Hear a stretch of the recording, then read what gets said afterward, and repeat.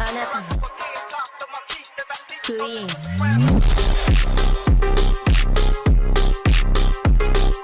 Hello and welcome. I'm gonna punch everything. Hello and welcome back to a new video. I'm surprised too. I've got my hair done. I feel like an elf. Except to look upon the lady of the Galadrim one last time, for she is more fair than Thank you so much for being patient with me, just with everything. You know what? Every time I don't upload within that month, you guys get a dare. So I've been gone for this amount of months, since before the Surfetch video. I'm doing this because I don't know where we're at right now. So we have this many dares, okay? So go ahead and comment something down below. Keep it 100. You follow me. Don't think I don't know what's in your mind. Keep it 100 and I will do one of the dares before each of the videos coming out going forward, okay? And then that'll hold me to upload and keep a regular schedule. In this video, I'm going to do my best to show you how I made my Fearne Calloway cosplay. These are just kind of walkthroughs, and if you can absorb any information, I am happy. And if you cannot, now if I explain something and you find it difficult to understand, I'm probably gonna know that. I would not made it understandable. The camera even went, what the fuck? So go ahead and check the links down below. I'm going to put a ton of different creators and cosplayers and crafters who have possibly made something similar or have possibly a better tutorial that you can follow. Fearne Calloway is a fawn druid who Fearne Calloway is a fawn druid from the D&D campaign Exandria Unlimited, who is now in Campaign 3 of Critical Role, which airs every Thursday on Twitch. Go watch it. It's amazing. She's a character created by the incredible Ashley Johnson. We've come to kill you. I honestly love every character that Ashley does, so I'm just excited to see us all descend into Fearne madness together. I knew as soon as we met Fearne in Exandria Unlimited, I was going to cosplay her, but then as soon as she was announced for Campaign 3, the need elevated. You might ask, why did Fearne speak to you?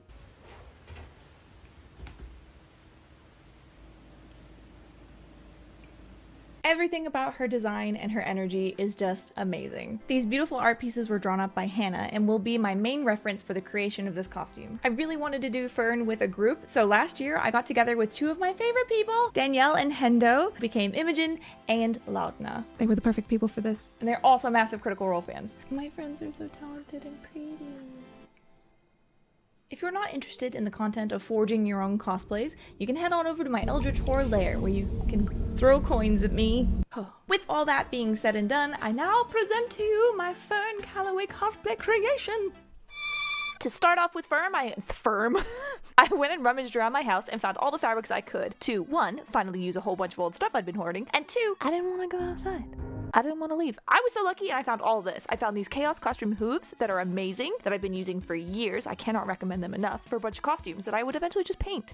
I didn't find the exact colored fabric, but I did find fabric that, if dyed, would be perfect. Are you really out here cosplaying unless you're wearing Crocs? Get the fuck on my level. These are everything I found. Good job. Time to dye. Let's go. First off, I tackled all the dyeing. I needed to dye this fabric to be a bit more of a peach color for the cape, so I've dropped in some yellow and some orange. Just follow the instructions on the back of your Rit dye bottle and you are good to go. Lots of dipping. Dyeing fabric is a great way to make sure that you have the right color for your fucking costume. Alright, so I'm going to show you all of this, but essentially I wanted to skip hardcore corners, so I used this old dress I had laying around thinking I could make it work. So I'm just going to leave in all my garbage mistakes, so maybe you can make those mistakes work for you, possibly. I wanted to make sure my greens match, because if you look at Fearne's hair and dress, she is very Feywild green. Soak your wig first in boiling hot water, and then just dunkaroo that bitch into the dye vat.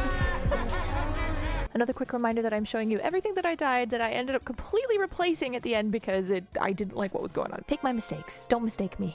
Make mistakies. Mistakies, woo. Now that everything was dyed, I will show you how I made these little cuff things. I took some 2mm EVA foam and cut some rectangles that could fit around my upper arm. I used spray adhesive to tack down the green fabric, trim off the excess, and leave enough to sew it down. Yes, you can sew thin foam. It's a game changer. Sew that fucking foam, you foam goblin. Use a nice stitch to make it look good. Sew all the edges down and boom, lovely. I used foam because I wanted it to be nice and rigid. I'm also so stoked on this fabric because it's kind of shiny, Once everything was done for the arms, I repeated the process for the belt, but this time I did 3 pieces. So I did 2 larger thick pieces and then 1 little thin piece to simulate the middle of the corset part, because it's not going to be functional. You're going to tie that shit in the back. This ribbon matched the peach cape perfectly, so I got it in 2 different widths, 1 for the arms and 1 for the corset. To make the little crisscrossies, cut slits into the green fabric panels you made and then just lace it through. I ain't about functionality, so I made this attach in the back underneath the cape. Thank you, Ashley! It's beautiful.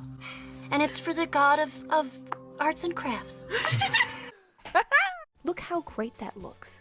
Good God. Do the same crisscrossy business for your arms as well, and now it's on to the little flowy parts. These armbands have some like little flowy doodads that flow out from under the arm, so to make those, just take your fabric, fold it into a long rectangle, sew it, flip it inside out, and then pleat, stitch, or bunch stitch up the top to make woobly woobly woobly. I ended up just hot gluing these in once I was wearing the costume to make sure that they were the right length, and I also redid them a couple times, so what you're seeing is not the final. I used the same process for the final one, so just now, because I'm a firm believer of learning from our mistakes, I'm going to show you everything that I did with this dress in case you want to use this option or if it actually ultimately ends up working for you. I just glued this dress onto this bra initially and was going to use that as the base, and I thought it was going to work. Next were the little leaves for the titties. I just went around and grabbed some fake leaves from my house, trimmed them up, and then hot glued them along the trim of the bra. I just did the same thing for the little vine. I just ended up shoving that into my boobs and pinning it onto my bra the day of the shoot. Woohoo! I'm a whore, not a horticulturalist, so I have no idea what kind of flower this is on Fearne's top. So let's just make this frankenflower for her booba out of other flowers. So the bouquet, she's getting married. Those boobies look amazing. Okay, now it's time to work on the cape. Hey, look, hey. Please. Cado. Please. Cado, please exit. No, I don't think I will. I love this cape, but this cape infuriated me because of the attachments. For this cape, I cut fuck man ass. Who? You? Sometimes. I cut the fabric that I dyed peach into a nice little semicircle, doubled it up, sewed it, flipped it inside out, and then arranged and hot glued a bunch of flowers onto the bottom. I already had a bunch of flowers, so I just took some existing ones and dyed them the colors I needed with this tinted stuff. Hooves! Enter the Chaos Costume hoof bases. I used these for my hoof base because I did not want to traverse making hooves again if I already had them on deck. Fearne has these cute little mushrooms all over her hooves, so I used hot glue to make some super quick little organic looking mushrooms. This is very hot glue 5-minute craft energy. I just globbed up some little jizz balls. Oh, Jesus. Some wire stems and whacked them together with a bit of paint, and they were perfect! Oh! Fearne's got some fuzzy little hooves, so I took that green fabric and just cut some strips to be the bottom of the leg base. Now, I wasn't about to make full-on digigrade furry legs, but trust me, one day, if that's an option in the future and alchemy and cybernetics are available, I will take that. But not for this time. I sewed long tubes of 4-way stretch fabric for my legs and then sprayed them down with some fabric tint spray. You can also just dip dye some regular tights. That'll be so much easier. Because I put myself into a self-induced time crunch, I just used the same titty leaves for the feet as well to kind of help it blend in together with the leggings I made. Had some little mushroom details with some extra little flowers, and oh my god. There we have it, Fearne's little shoes. I was very happy with what I was able to make with the amount of time I had. To keep the socks up, I just sewed those to some existing tights to make some little cider panties. Horns! For some reason, I was having a really hard time visually conceptualizing the dimensional space these horns kind of like occupied, so it took me a couple tries, but I got it! Just do a spiral that will pierce the heavens and then load it up with tin foil. Use lots of layers of tin foil over and over again, and squish it down hard. I used 3/4 of a roll of large tin foil for both of these horns. While you're shaping your horns, you can shape it with a wig head nearby to get the proportions and angles of the swirls right. Now, from here, you can either pattern out what you have, then transfer it to EVA foam, or you can buy some foam clay and just build up on top of the tin foil and create a nice smooth surface, which is what I did. Take your time and build up around the booba foam on your foil horns till you have a nice smooth surface. The good thing about these foil horns, wire and clay, is that you can still technically move and shape them to what you want exactly as you go before they completely dry, which is perfect for me because I am a mistake maker. Once you have your horns all sculpted out, you can either sculpt the details with additional form, or you can do what I did and wrap string around the horns to create the ridges. Just tack down one spot on the horn and then wrap all the way down the horn, trying to keep the string close to each other all the way down. To keep everything in place, give your horns a couple coats of wood glue and then a couple coats of primer. It's primer! And then you're ready to paint! Yeah! Used a high-fill primer to prime the horns and then paint base coats with regular acrylic paints. For the headband, since those things are so light, I stuffed some wire into the base of the horn and then attached the wire from both horns together. I then hot glued the wire onto some 2mm foam to create a soft headband. I attached some elastic underneath to the headband to tie underneath my head once it was glued onto my wig, which is what I'm doing right now. This is my favorite part of any time I've ever had horns in a wig, is cutting the wig wefts open so that you can slide the horns in the little headband that you made in and then gluing it all together. It makes it look so good, like it's coming out of your fucking head. And total price for these horns, by the way, is like $20. Let's go. Not as much of a deer as you, because, you know. Oh, well, I know. That was a cute joke. Thank you. Fearne is a walking outdoor garden center, so just take any little flowers that you find and glue them onto little hair clips, bobby pins, and everything, and just plaster them all over her. No such thing as less is more with Fearne. You put as many flowers as you can on that head. I'm an eldritch garbage hoe, so I completely forgot to record anything to do with those ears, so please check out Ginny D. She did a really great little tutorial on how to make Fearne ears. Don't get on my ass about it. Join this just one final time because I want to make it clear that it's okay to make mistakes. It's okay to restart from scratch if you have time. Everybody makes mistakes. Everybody has those days. Say goodbye. I completely fucked up everything, so I went out and I'm gonna be redoing the dress. So. Mission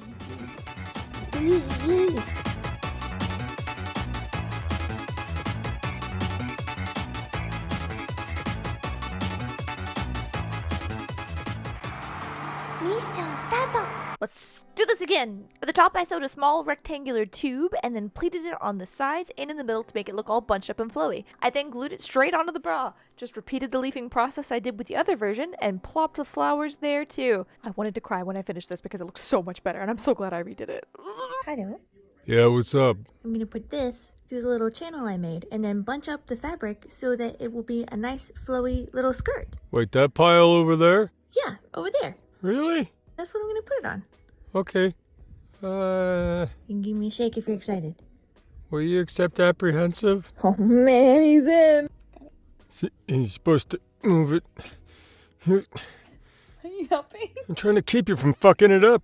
It's not how you're supposed to. Alright, you know what? Fine. You know better, I guess. That's right. Don't patronize me. You know, I'm not gonna lie. It's kind of coming together. Sir. Yeah, it's a compliment. Don't get used to it. Sir. Fine, it's gonna look great, jeez. Because I had so much fabric, I was able to make a really nice, flowy, swoopy Fearne dress. I just used a bit of elastic, fed it through a channel I made in the top, and bunched it up. I used a little waist cincher to essentially cover up the skirt. Skirt, not squirt! I don't know if it's appropriate. Where is my mind today? Now it's time to work on the staff. Fearne's staff is absolutely gorgeous, and the design is so up my alley it's not even funny. The bottom of the staff is very, very thin, so I just took an old bamboo thing. I think it's from like an old tiki torch. For the branchular parts of the staff, I sketched it out on paper and then took cardboard tubes and cut and glued them in the shape of the staff. You could also use this with toilet rolls. This would make the staff light, cheap, and angular. I just used hot glue to attach them. I taped them up to make sure that the joints were more secure, and then it was time to add all the texture. I used a combination of half circle foam dowels and wood glue to simulate the knobby, angular, knotty texture of this druid staff. To seal everything and reinforce the glue, foam, and cardboard, I covered this to heck with wood glue. The staff is broken up into 3 pieces for transportability, so while one piece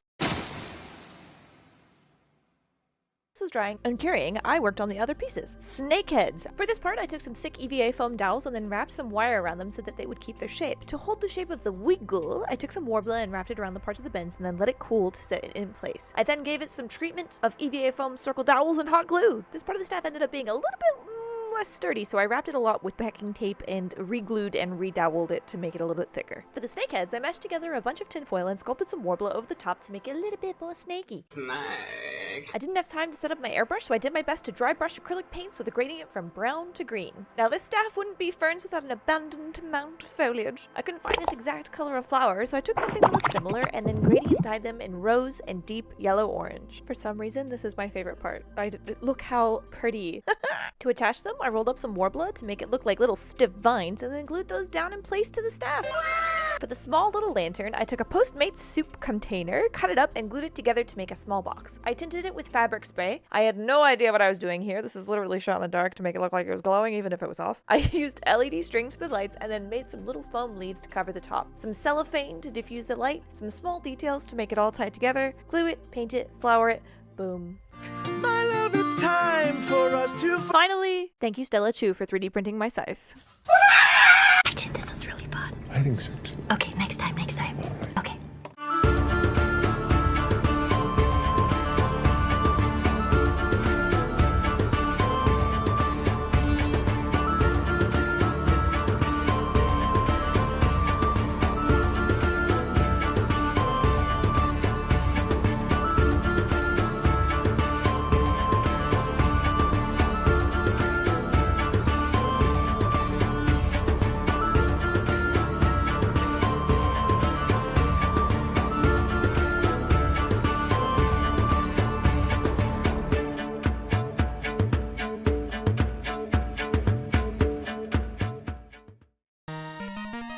Oh!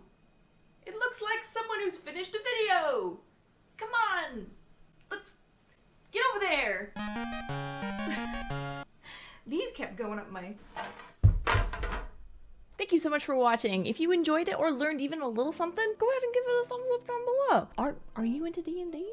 Let me know down below too. What the fuck is up, guys? I'm actually making a cursed goal that if I hit 2 million subscribers, I'm gonna jump out of a plane in cosplay. I am confident saying that because there's no way I'm gonna reach that goal. So I'm putting it out there irresponsibly. No, but for real, the fact that you guys are even coming back to watch this makes me so incredibly happy and appreciative. I personally like making these videos because they just make me really happy and it's just really fun to do. So I really hope you enjoyed it. Make sure to stay after the credits because I've added a ton of Critical Role cosplayers that you can go check out. Please go check them out. There's just some insane talent in this community. Beautiful, amazing, incredible, fantastic. I'll see you guys in the next video.